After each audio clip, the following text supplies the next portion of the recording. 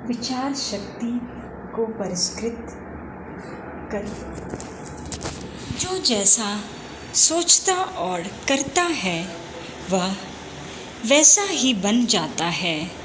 मनुष्य का विकास और भविष्य उसके विचारों पर निर्भर है। जैसा बीज होगा वैसा ही पौधा उगेगा।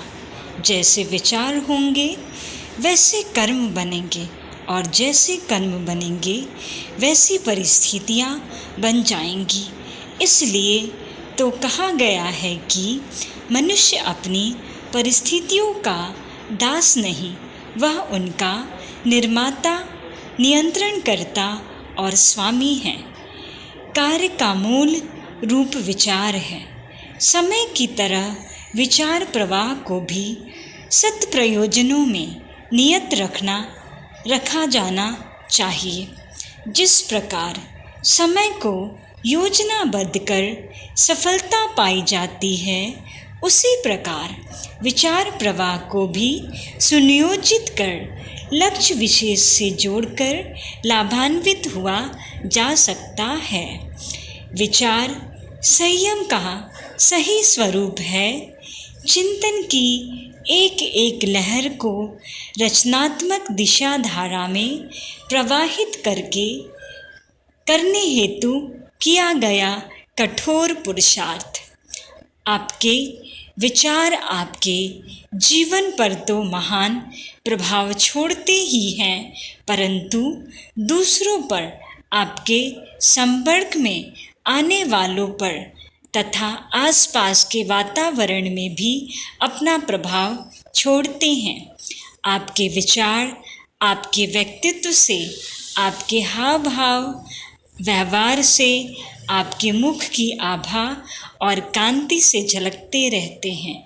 यदि आप कोई अच्छा काम नहीं कर सकते तो कम से कम गंदे विचारों की दूषित बेल तो न बोइए। प्रयत्न कीजिए कि आपके मन में दूसरों के प्रति दया, उदारता, सत्यता, सेवा और स्नेहपूर्ण विचारों का ही उद्गम और पोषण हो। किसी के मन को दुर्बल मत बनाइए, किसी के मन को निष्क्रिय मत बनाइए, किसी को दीनहीन मत बनाइए, न उनके प्रति ऐसे विचार अपने मन में आने दीजिए। आपको चाहिए कि आप ऐसे व्यक्ति बने जो सफलता के प्रतिबिंब हैं, जो दूसरों के सहायक हैं, जो दूसरों को ऊंचा उठाने का यत्न करते हैं, जो दूसरों की सहायता करते हैं, जो दूसरों को अंधकार से प्रकाश की ओर ले जाते हैं। प्रयत्न कीजिए कि आपसे आशा की किरणें फूटे, उदारता की सुगंध फैले, अनुत्साही जनों में उत्साह का संचार हो। आप सदा ही स्नेह व प्रेम का मंद समीर फैलाएं, जिससे लोगों के जीवन में बहार आ जाए। विचारों के निर्माण में साहित्य का विशेष महत्व होता है।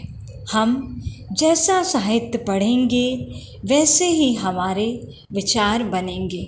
आज की परिस्थितियों में जैसे ही संभव हो सके हमें ऐसा साहित्य तलाश करना चाहिए जो प्रकाश एवं प्रेरणा प्रदान करने की क्षमता से संपन्न हो। उसे पढ़ने के लिए कम से कम 1 घंटा निश्चित रूप से नियत करना चाहिए। धीरे धीरे समझकर विचारपूर्वक उसे पढ़ना चाहिए।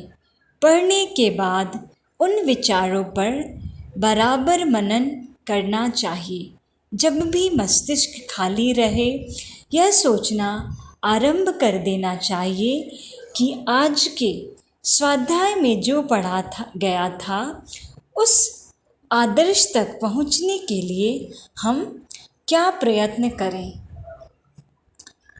कहीं से भी किसी प्रकार भी जीवन को समुन्नत बनाने वाले सुलझे हुए उत्कृष्ट विचारों को मस्तिष्क में भरने का साधन जुटाना चाहिए। स्वाध्याय से, सत्संग से, मनन से, चिंतन से जैसे भी बन पड़े वैसे यह व्यवस्था करनी चाहिए कि हमारा मस्तिष्क उच्च विचारधारा में निमग्न रहे। आत्मशोधन और आत्मनिर्माण का सबसे प्रधान विधान स्वाध्याय ही माना गया है।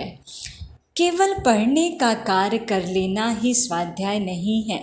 स्वाध्याय वही कहा जाएगा जो हमारी जीवन की समस्याओं पर, आंतरिक उलझनों पर प्रकाश डालता है और मानवता को उज्जवल करने वाली सद्प्रवृत्तियों को अपनाने की प्रेरणा देता है।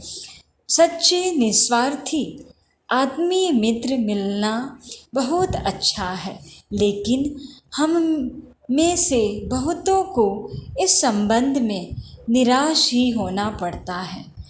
लेकिन अच्छी पुस्तकें सहज ही हमारी सच्ची मित्र बन जाती हैं। वे हमें सही रास्ता दिखाती हैं, जीवन पथ पर आगे बढ़ने में हमारा साथ देती हैं। पुस्तकें जागृत देवता हैं। यहाँ हमारा प्रासंगिक सुझाव है कि ऋषि चिंतन के सानिध्य में स्वाध्याय की दृष्टि से एक आदर्श ग्रंथ है। युग ऋषि, युग दृष्टा के लेखन, प्रवचन के क्षीर सागर के सतत मंथन के प्रबल पुरुषार्थ से निकले नवनीत का यह भंडार है। यह ऐसा उपयोगी ग्रंथ है जिसके केवल एक पृष्ठ को यदि प्रतिदिन पढ़कर उस पर चिंतन मनन करने का अभ्यास कर लिया जाए तो पाठक को जीवन की जटिलतम समस्याओं का समाधान घर बैठे प्राप्त हो सकता है।